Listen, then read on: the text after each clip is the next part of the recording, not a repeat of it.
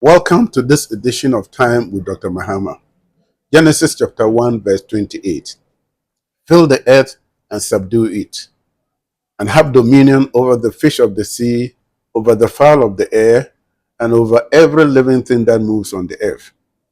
This dominion is divine, and it has 5 key aspects: stewardship, delegated authority, responsibility and accountability, image bearers, and productivity and order.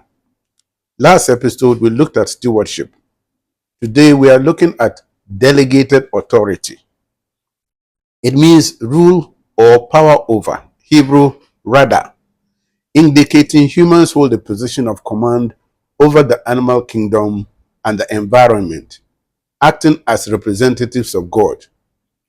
Humans, made in God's image and likeness, were delegated authority or power to rule and steward the earth on God's behalf, functioning as sharers of his sovereign power rather than independent owners of these resources. It requires obedience and connection to God to be effective in fulfilling God's purpose. To be effective, God has institutionalized this delegated authority as follows. God has delegated authority in specific spheres of life to maintain order, including the family, the government, and the church. In this episode, I'm looking at delegated authority in the family setting. Fathers, as head of the household, must take dominion over the household. That is stewardship, not tyranny. The delegated authority to the family is seen in Ephesians chapter 5, verse 23. For the husband is the head of the wife, as Christ is the head of the church, his body, of which he is the Savior.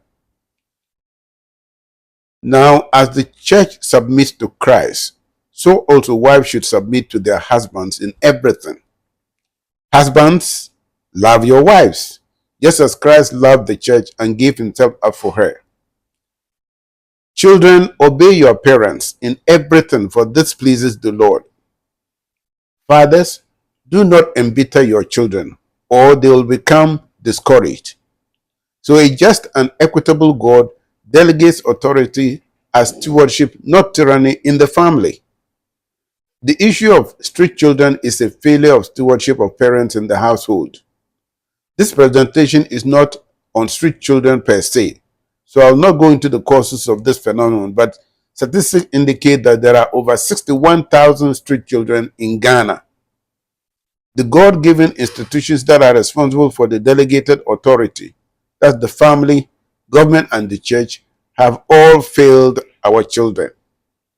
In a survey report published by the following individuals, Nana A.P.T. Van Herm, E.Q. Blavo, and Mr. S.K. Opoko, they concluded that, I quote, there is need for social policy that emphasizes the central importance of sound parenthood in the building of a sound nation, unquote. The model family described in the Bible, husband as head of the household, loving the wife, and ready to die for her, as Christ loved the church and died and gave himself for the church.